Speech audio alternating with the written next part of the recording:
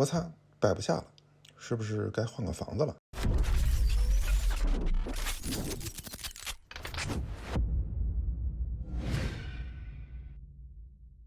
交时间之际，有网络同好，寂寞安生活。大家好，欢迎收看本期教友记。这款 CCS Twice 的塞巴斯塔精灵平一呢，应该是 CCS 他们家今年的重头戏了吧？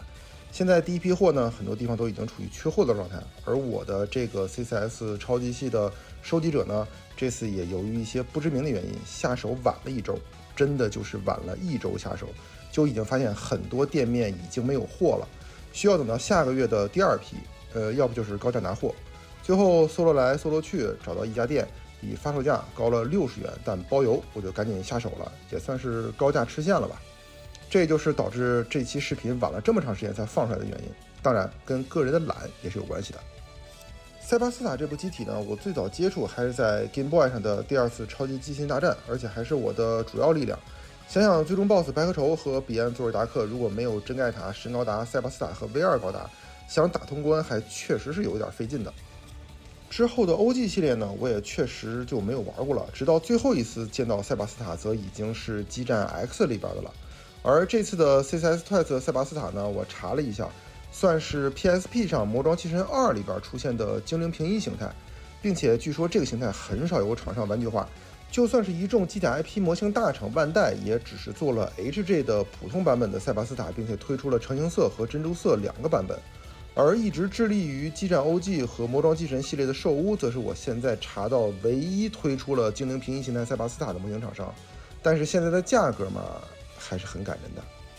好，那么再说回来，手上这一款 CCS 的塞巴斯塔，当时灰模展出的时候，我其实并没有太多的去关注，主要是因为我一直不太喜欢塞巴斯塔脚部的设计，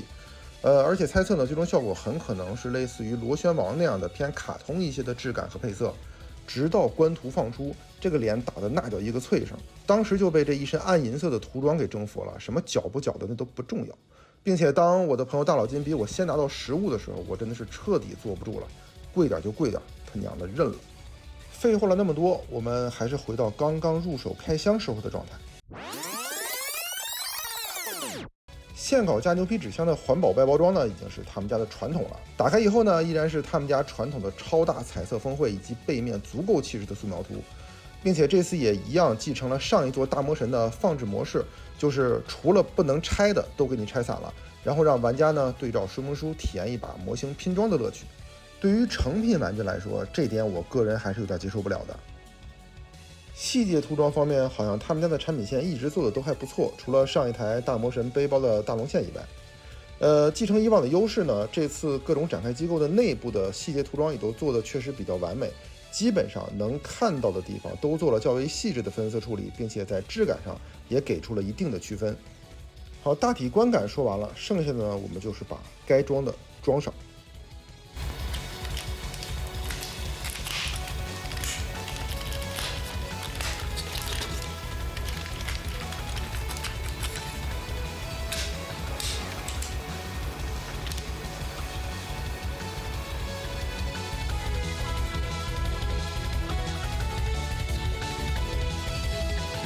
配色方面呢，通体是以暗银色的发色为主，剩下的呢就是以暗紫色、暗红色、暗金色作为点缀和分色。脚爪的黄色也没有那么过于的明亮，在明度和色相方面，我觉得整体都处于一种较为黑暗的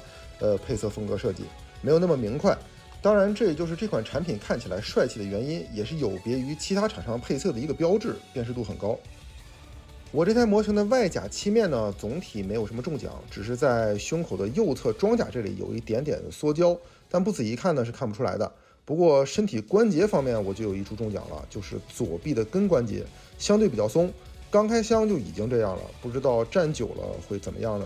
我一贯认为不错的 CCS 家的品控，这次也确实给我来了一瓶不大不小的凉水。到这里，完全体的塞巴斯塔精灵平一状态的未展开样式也就呈现在我们面前了。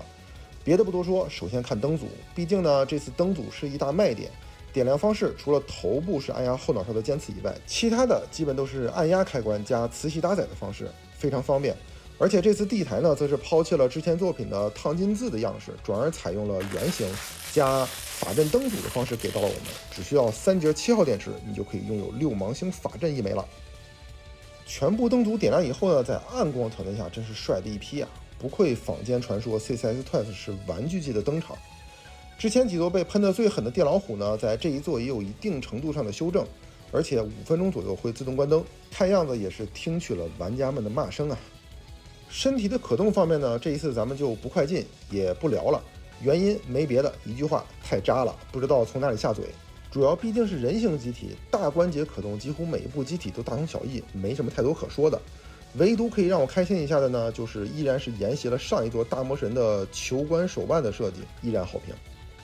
可圈可点的呢，其实主要是一些细节和变形方面的可动了。首先咱们来看看背包部分，推进器整体的上下可动呢，是可以联动内部喷口引出和缩回的。而之前很多同行所说的背包处的悉尼歌剧院房顶呢，也是可以跟推进单元一起联动的，只不过向上回收的话需要单独的手动复位。相信这里的联动设计呢肯定是不难，只不过那样做的话，给玩家的可玩自由度上就低一些了。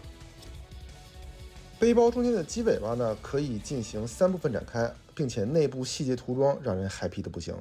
前裙甲的可动设计，由于需要照顾到塞巴德的形态，还是给出了不少的，这样呢也就不会阻碍整体腿部的前踢了。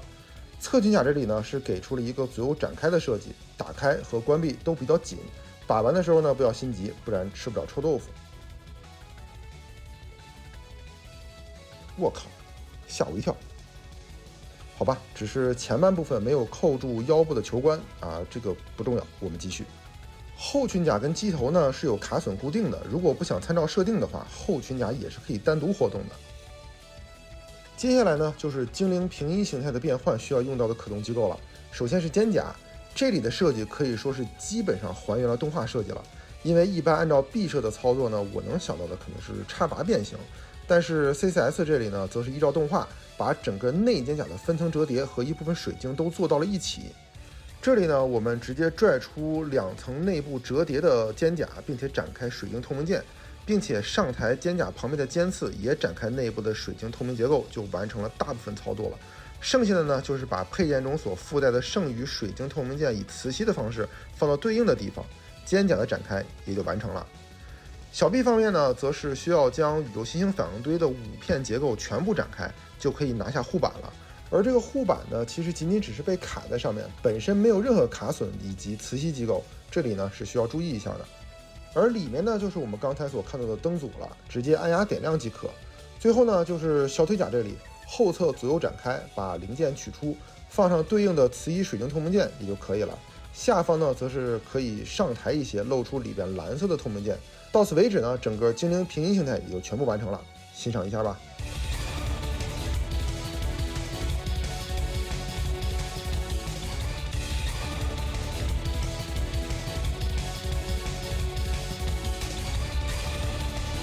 配件方面呢，由于很多都已经寄存到身上了，因此配件数量并不像前几座那么多，只有封魔大宝剑和2个高阶使魔骷髅、希洛这样的人肉浮游炮以及他们的特效件了。2个使魔的可动呢，也是给出了相当丰富的呀。来撸个猫。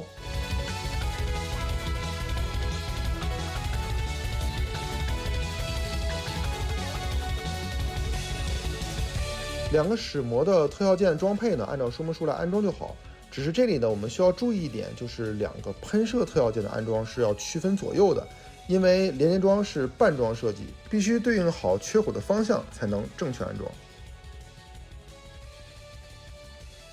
最后呢，就是变形了。变形方面老简单了，但是变形过程老费劲了，真的一身汗。首先呢，是最简单的一步，把头部下压到胸腔，然后呢，前裙甲上抬，2只手把手掌取下，做叉腰状就可以了。然后把这个机头整个翻折到前面来，我们大部分的变形工作也就做完了。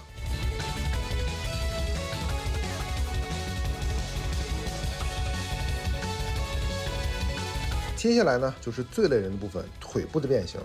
这里呢，我是看了很多 UP 主的视频之后，我才知道是怎么弄的。因为在文案写到这里之前，我是没有看任何 UP 主视频的，想尽量让自己的主观看法多一些。但是变形这一块，我发现是真的不行了。只能上网查攻略，然后我就发现竟然是说明书没有写这一块，我擦！来，我们来看看查了攻略以后的操作。在这里呢，强烈建议先把脚摘下来，然后下滑小腿甲，之后呢，才能顺利的把这个巨紧的腿部反折过来。